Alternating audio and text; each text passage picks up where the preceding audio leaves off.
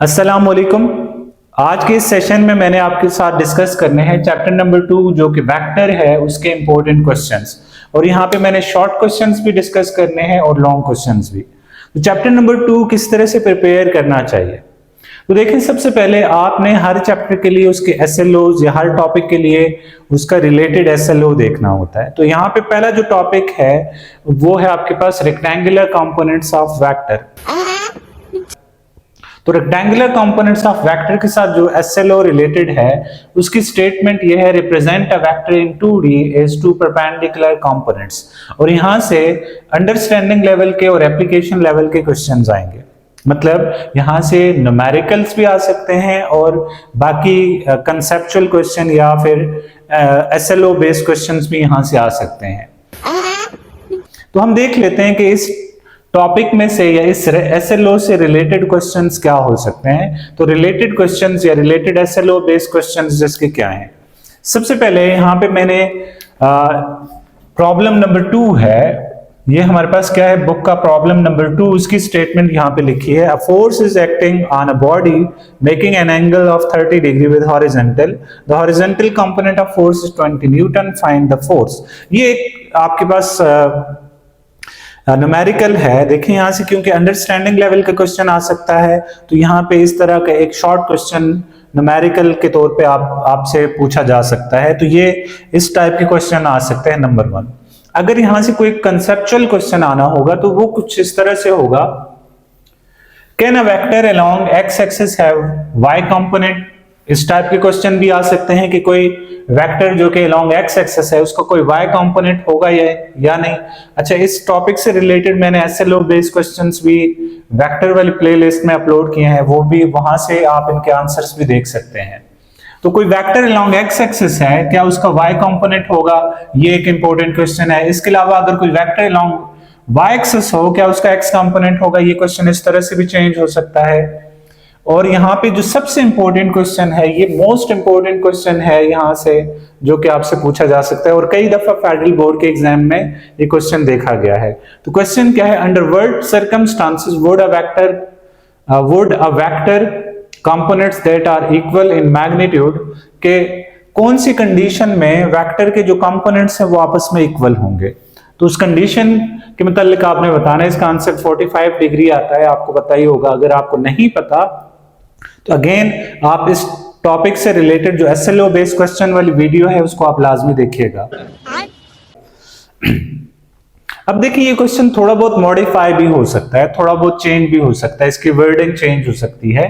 Circumstances की जगह यहाँ पे कंडीशन भी आ सकती है। कंडीशन हो, सर्कमस्टांसेस हो, तो आपने थीटा बताना है कि कौन से एंगल थीटा के लिए आपके पास दोनों कंपोनेंट्स आपस में इक्वल होंगे। और दूसरे क्वेश्चन में क्या है, under what condition vertical component of vector be half of horizontal component, कि कौन सी कंडीशन में वर्टिकल कंपोनेंट जो कि वाई कंपोनेंट होता है इक्वल हो जाएगा half of horizontal component which is x component.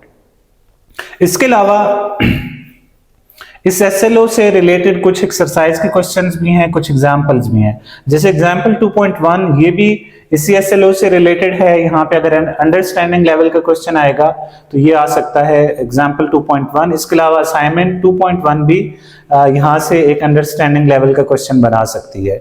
इसके अलावा शॉर्ट क्वेश्चन नंबर 6 जो है ये भी आपके पास यहाँ पे एक एसएलओ बेस्ड क्वेश्चन के तौर पे आप इसको प्रिपेयर कर सकते हैं। हो सकता है यहाँ से जो अगर अंडरस्टैंडिंग लेवल का क्वेश्चन आएगा तो ये क्वेश्चन नंबर 6 जो कि आपकी एक्सरसाइज का क्वेश्चन नंबर 6 है वो आपसे पूछा जा सकता है। अच्छा, ये लाजमी नहीं है कि एग्जैक्टली इन्हीं क्वेश्चन में से आपसे पूछ लें। ये क्वेश्चन आपको एक तरह का फ्रेमवर्क दे रहे हैं कि इस टाइप के क्वेश्चन आ सकते हैं, इनकी वैल्यूज चेंज हो सकती हैं, हो सकता है क्वेश्चन ऑल टुगेदर चेंज हो, लेकिन ये आपको एक कॉन्सेप्ट बना के दे देगा जिससे आपकी प्रैक्टिस हो जाएगी। अगर एग्जाम में कोई भी अनसीन क्वेश्चन आएगा, अगर इस तरह के क्वेश्चंस पे आपकी प्रैक्टिस होगी तो वो आपके लिए कदरे आसान होंगे। इसके बाद दूसरे एसएलओ के लिए मैं बोर्ड को एक दफा रेज कर लेता हूं। इसके बाद अगर मैं SLO2 की तरफ चलूं तो SLO2 ये है, describe the product of two vectors dot and cross product along with their properties, कि आप प्रोडक्ट ऑफ टू वेक्टर को डिस्क्राइब करें जिसमें डॉट प्रोडक्ट भी है, क्रॉस प्रोडक्ट भी है, और उनकी प्रॉपर्टीज क्या हैं ये भी डिस्कस कर लें। ये जो SLO है ये लॉन्ग क्वेश्चन के लिए बेहद इंपॉर्टेंट है। ये आपके पास क्या है, लॉन्ग क्वेश्चन है।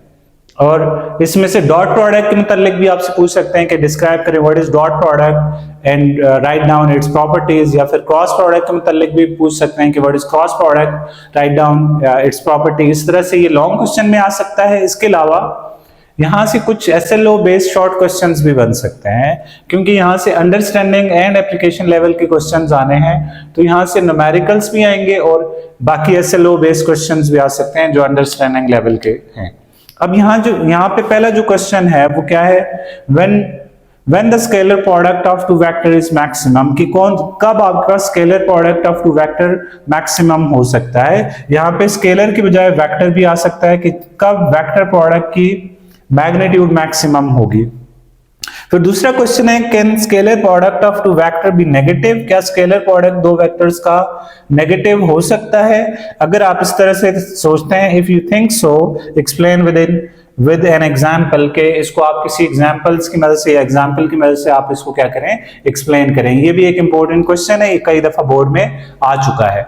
इसके अलावा यहां से एक और क्वेश्चन बन सकता है, अंडर व्हाट कंडीशंस या under what condition the magnitude of dot and cross product are equal, कौन सी कंडीशन में magnitude of dot and cross product आपस में इक्वल है। यहाँ पे ये भी हो सकता है कि magnitude of dot product is 1/2 of cross product, 2/3 of cross product. यहाँ पे इस क्वेश्चन में थोड़ी बहुत वेरिएशंस आ सकती हैं, और ये एक इंपॉर्टेंट क्वेश्चन है, शॉर्ट क्वेश्चन के लिए काफी ज्यादा इंपॉर्टेंट है।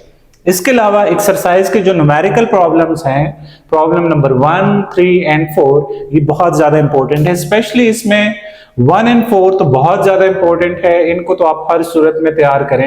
इवन 3 भी इंपॉर्टेंट है, आप इन तीनों प्रॉब्लम्स को लाजमी तैयार करें, ये इंपॉर्टेंट है। इसके अलावा इस SLO से रिलेटेड जो एक्सरसाइज के शॉर्ट क्वेश्चंस हैं वो क्या है, क्वेश्चन नंबर 1, 2, 3, 5, 6 एंड 8, और ये शॉर्ट क्वेश्चंस भी आपने लाजमी इस SLO से रिलेटेड हैं, तो इनको प्रिपेयर करना है। इसके अलावा एग्जाम्पल 2.2, असाइनमेंट 2.2, ये भी इसी SLO से रिलेटेड हैं, आप इनको भी तैयार कर लें। इसके अलावा एक और क्वेश्चन है, show that A cross B magnitude plus A dot B magnitude is equal to A square B square. ये भी एक इंपॉर्टेंट क्वेश्चन है, ये लास्ट ईयर बोर्ड एग्जाम में आ चुका है। तो ये आपके पास SLO बेस्ड क्वेश्चन थे चैप्टर नंबर 2 से, और उनके SLOs भी मैंने यहाँ पे डिस्कस किए हैं। तो याद रखना, जो समरी है इस पूरे सेशन की वो ये है कि जो ये SLO 2 है ये लॉन्ग क्वेश्चन के लिए बहुत ज्यादा इंपॉर्टेंट है। हाँ, इसमें से शॉर्ट क्वेश्चंस भी बन सकते हैं। शॉर्ट क्वेश्चंस कुछ इस तरह के आएंगे, अगर इसमें से कोई क्वेश्चन आता है, हो सकता है इनके वैल्यूज चेंज हो या थोड़ा बहुत क्वेश्चन मॉडिफाई होके आए, लेकिन इसी टाइप के क्वेश्चंस यहाँ से आ सकते हैं। इसके अलावा जो पहला SLO था वो शॉर्ट क्वेश्चन के लिए काफी ज्यादा इंपॉर्टेंट है, और इसको लेयर 2 के तौर पे अगर आप लॉन्ग क्वेश्चन के तौर पे तैयार करना चाहते हैं तो भी कर सकते हैं, लेकिन SLO 2 लॉन्ग क्वेश्चन के लिए इंपॉर्टेंट है, SLO 1 शॉर्ट क्वेश्चन के लिए इंपॉर्टेंट है।